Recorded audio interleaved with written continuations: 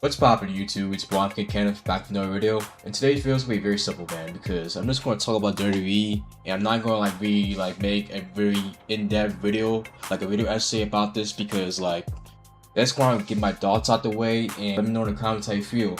I'm just gonna go straight into it, man. So I'm gonna say right off the bat, but WWE was not pretty bad like it was certain years, late 2010s, or I wasn't even born back then, but the 90s, mid 90s. It's not that level of bad, but it's just boring right now. That's why I don't even watch a product right now. So I just watch highlights and I pretty much just watch clips through streamers. It's really no point because it's not even interesting enough to me to really make me want to watch it live anyway. Like I said, it shouldn't be a bad product because the wrestling is good and they have very interesting characters and a good roster on all three brands. They got Roman, CM Punk, AJ Lee, Seth Rollins, Oba Femi, Javon, Trick Williams, Danhausen, Jay Cargo, all on the same roster. If it isn't obvious already, I'm talking about Raw and SmackDown. Not gonna lie, I don't watch NXT, at least right now anyway, only because most of the people I'm tuning for is on the main roster now. Like I said, there are very good characters on the show, and the wrestling is good, but I don't know how to explain it, but it feels sanitized, and that's weird because of TKO. These commercials and ads are ridiculous, and as a content creator, I understand ads completely. You literally need ads or else you go broke. But the ads are so excessive, bro. And that's one reason why I don't even watch Raw. Because the last time I watched Raw, there was 3 ad segments during the match. One during the entrances, one during the match, or even 2 sometimes, and one after the match. That's 3 to 4 ads for just one match. And these ad reads are 3 minutes long. Raw runs around 2 hours and 30 minutes. So pretty much half the time is based on ads. And when it comes to the sponsors in the ring, I'll be honest, it really did bother me at first. Only because I'm used to seeing ads in sports. And at first only had the Prime logo. And over time they added ads on the ring. And it really covers it, bro. And it's not even just a ring mat, it's also the turnbuckles. Like I said, I didn't really notice and care for it at first. But optically speaking, it does get distracting. And when you add stuff like slims and tables, it just makes it even worse. Let's not be dumb for a second. WWE always had ads. And no one honestly didn't really care about ads back then. But the reason why people hate it now is due to the overexposure of it. Constantly. And it drives to the point people make that TKO only cares about profits rather than the consumer. Now reflects on the booking too, and the TV product. I'm not going to say that TKO controls every single creative decision, but I'm also not going to say that Triple H and the creative team have no control over the creative. They both play hand in hand, depending on the situation and the overall importance of it. If TKO wasn't a thing, I would think that Triple H would have a better product because we saw that in NXT. And it's kind of funny because now people want Shawn Michaels to take over creative, but I bet you right now those exact same people would turn on him once they realize why NXT is low-key better product is because TKO is not breathing down the neck. Like I said, TKO is ruining the product. And I'm so mad as hell this happened, but why the fuck was Pat McAfee in the main event of WrestleMania, man? Why? Just for ticket sales? If your product wasn't predictable or just less entertaining, people would tune into your show. And that's just one reason why people won't buy tickets. The second reason is because of the prices. You literally need a down payment to buy a ticket. Or better yet, one of those payment plans. Also, it was in Vegas for 2 years in a row. And I have nothing against Vegas as a city. I had a good vacation there a couple years ago.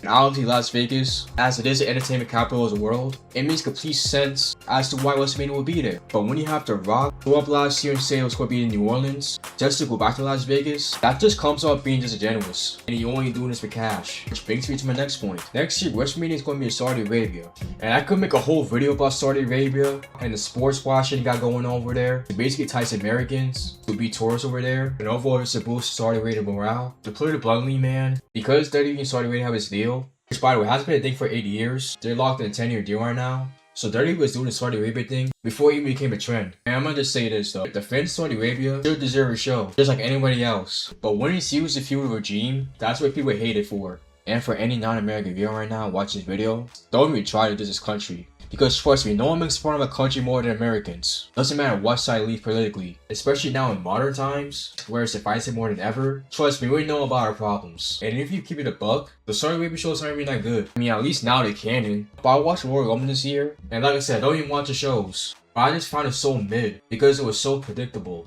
And mind you, a fucking woman and a fucking live. There's just something about the product where it feels so sanitized that even when I try to enjoy it, it just doesn't hit for me. I don't think the product is as bad as 2015 WWE, 2017 and 2022 WWE. And I wasn't even born during this time, but the mid 90s. It wasn't bad as those eras. The Authority did ask me to stop watching for a while after Survivor Series 2014. But like I said, man, I have no reason to watch it right now. And just like any form of entertainment, man, when it comes to its ups and downs. And right now it's in a down period. I was never going to expect anything to go top 2024 really.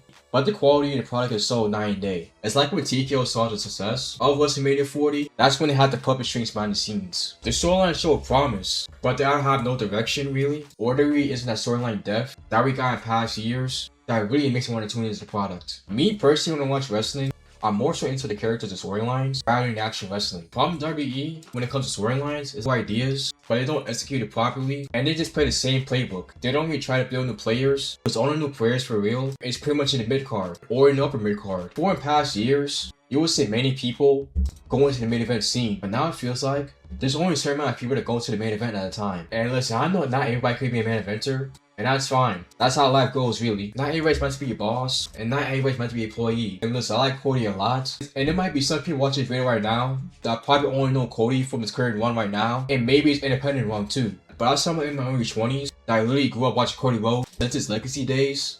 It's not really his fault why his titles reigns are not even that good, but he's not a good champion when it comes to the storylines. Because with Cody, you just know he's going to win a match, but you also know he's going to lose a match too. And due to the fact he has long reigns, don't give other people the chance at the title. He didn't have a format of reign, just drop back to Cody to pass the torch, and of course to win number 17. Drew McIntyre won the title months after he should have won it beforehand, and that reign lasted like a month. Then why would he have the title reign in the first place? But WWE General is playing it safe. On Raw is Roman Reigns, who logically speaking should not even hold the world title, considering just a couple years ago he coded the second place championship. And I like Roman too. I always knew once he turned him heel that he was going to be the star he always wanted to be. Because when he was a face the first time around, no one really hated him. They hated the machine that pushed him. It pretty much forced him to the John Cena role. But WWE right now, for some reason, it's just reheating the nachos, man. Why are we doing the Bloodline storyline in 2026? I don't like the storyline too. That was one of the few things I actually really enjoyed during the early 2020s. Even when I wasn't watching the product, I still kept tabs on it every now and again. But why would the Usos just randomly join up Roman, or because he's champion again? And Jey Uso literally carved a name for himself over the past year without Roman. And hell, you can make an argument that Jamie was doing his thing too. And I like Jacob Fatu too.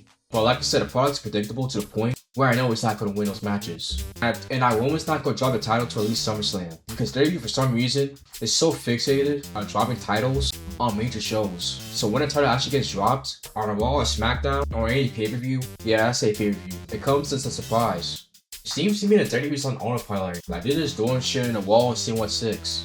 And you know it's bad too, when a bag says stuff, it's more interesting and more crazier than the stuff you see on screen. Because I'm so mad, and I know it's a business at the end of the day though, that the New Day got cut. Because they were actually taking 50% pay cut. And oh my god, the way they filmed the Hero Tour, man, I'm so mad about that too.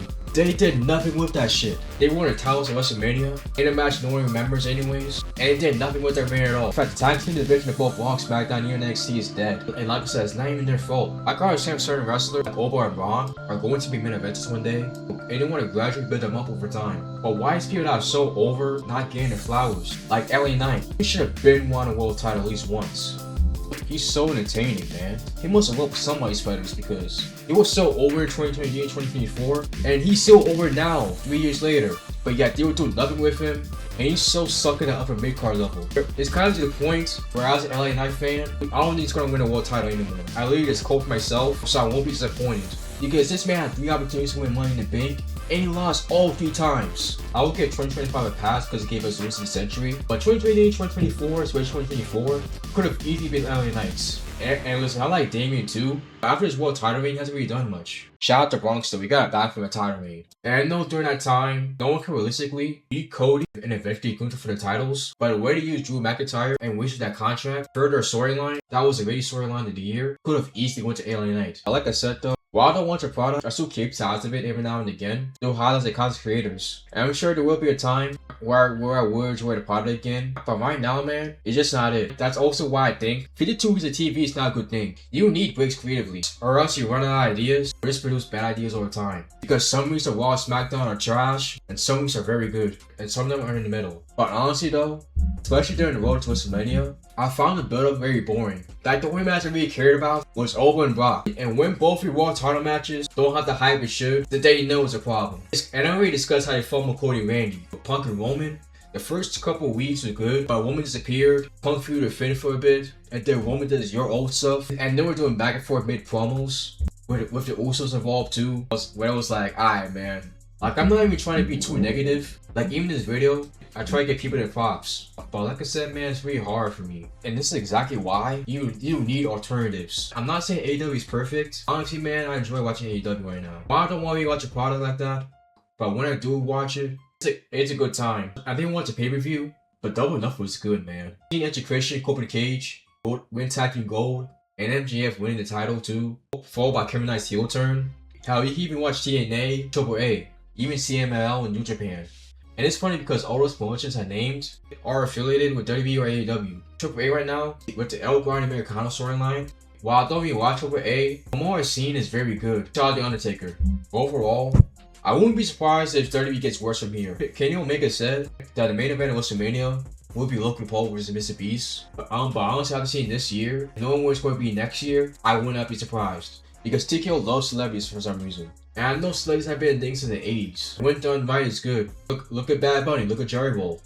And as much as I hate him, look at Logan Paul. But after what happened with Travis last year, you would think that these out-of-touch billionaire groupies would know this is a bad idea, right? Nope. And then you get a chance to WWE copyright striking creators.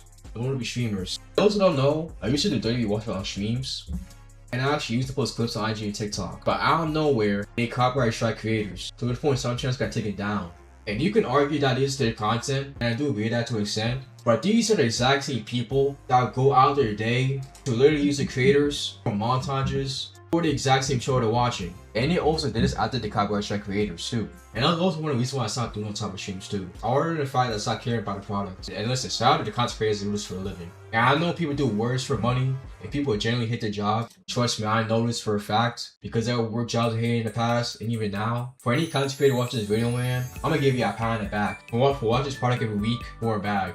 I generally hope YouTube pays good, or whatever platform you're on. Because even if I was doing this full time, or even part-time when dad quit. That's also why I'm kind of glad I'm in the position I am now, because I could do what I want until something sticks. Whereas if I was full-time, with a bigger platform, I would be stuck doing something I hate. So with that being said, shout out Weezy, Santi, BD, Small Afro, In It Clutch, Mini, and a whole bunch of content creators that do wrestling content I can't name right now. Because while I don't watch a product right now, I do watch y'all videos and watch the show do y'all. But yeah, yapped enough, so that's it for the video, y'all. I hope y'all enjoy. If you do, don't forget to like, comment, subscribe for more videos, and I'm gonna catch y'all later. Join my Discord, follow me on Twitch. With all that being said, I'm King Kenneth, and I'm out this bitch. Peace out, y'all.